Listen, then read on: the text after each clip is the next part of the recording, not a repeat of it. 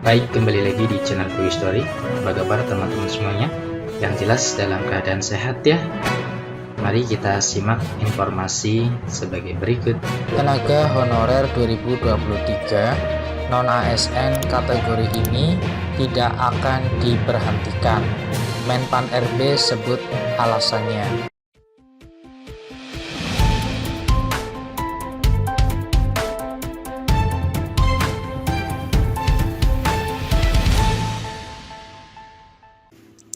Baik, kembali lagi di channel Teguh Story. Pada kesempatan kali ini kita akan memberikan informasi update, informasi terbaru seputar tenaga honorer. Informasi ini kami kutip dari laman website bandungraya.com.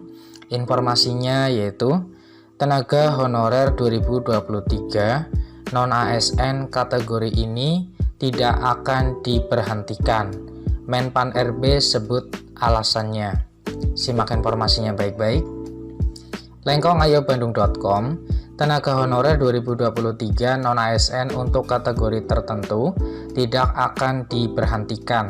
Menpan RB sebutkan alasannya. Kabar mengenai pemberhentian tenaga honorer 2023 non-ASN memang cukup meresahkan para pegawai. Tak hanya pemberhentian tenaga honorer 2023 non-ASN, kabarnya juga honorer akan dihapus untuk tahun depan. Maka dari itu, banyak para honorer yang melakukan demonstrasi terkait penghapusan tersebut.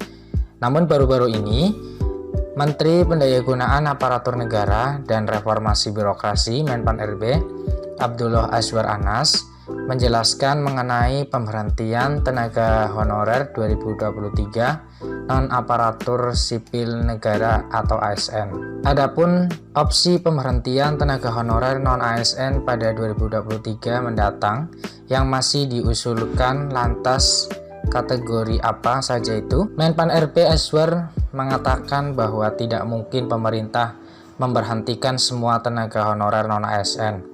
Karena itu hanya satu dari 3 opsi yang sedang dikaji pemerintah. Kalau memberhentikan rasanya tak mungkin kalau semuanya, ujar Azwar Anas di Taman Makam Pahlawan, dikutip ayobandung.com dari republika.co.id, Senin 14 November 2022. Ia juga menjelaskan bahwa jika memberhentikan semua tenaga honorer adalah tidak mungkin, karena ada beberapa tenaga dengan kategori yang masih dibutuhkan. Karena kontribusi P3K ini juga luar biasa di beberapa lini. Meskipun di satu sisi P3K direkrut dengan memperhatikan berbagai ketentuan, tapi di sisi lain ada juga merekrutnya sembarangan, tambahnya. Adapun opsi lainnya yaitu dengan mengangkat semua tenaga honorer atau mengangkat tenaga honorer yang sesuai ketentuan dan skala prioritas. Tahun ini sudah dibuka seleksi P3K 2022 untuk pengangkatan tenaga honorer. Pemerintah memprioritaskan untuk tenaga pendidikan dan kesehatan. Hal itu dikarenakan banyak daerah-daerah di desa yang masih minim guru juga tenaga kesehatan berstatus ASN. Untuk tahun ini yang 500.000 tahun ini prioritasnya untuk pendidikan dan kesehatan. Karena banyak guru-guru di luar pulau, terutama di daerah-daerah terpencil itu tidak ada P3K-nya, tidak ada ASN-nya. Begitu juga nakes, dokter, dan sebagainya, tambahnya. Sementara itu, untuk rekrutmen tenaga P3K teknis lainnya masih harus dikaji pemerintah juga, Dewan Perwakilan Rakyat DPR, sama juga dengan opsi terkait masalah P3K tersebut. Ini kan sedang kita kaji bersama DPR dan Kemenkyu, tetapi sekarang ini yang prioritas kita, mengingat pendidikan dan kesehatan ini jadi prioritas tahun ini.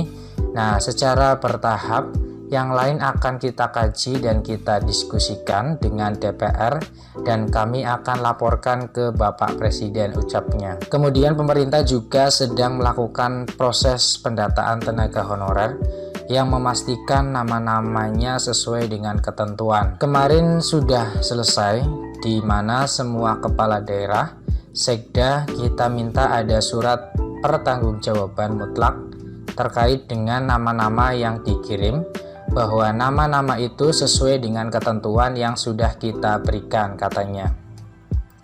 Jadi tenaga honorer 2023 non-ASN dengan kategori kesehatan dan guru masih sangat dibutuhkan dan ada kemungkinan tidak jadi diberhentikan seperti dikatakan Menpan RB. Demikian informasi yang bisa kami share, semoga bermanfaat, tetap optimis, selalu semangat ya di dalam melakukan aktivitas apapun.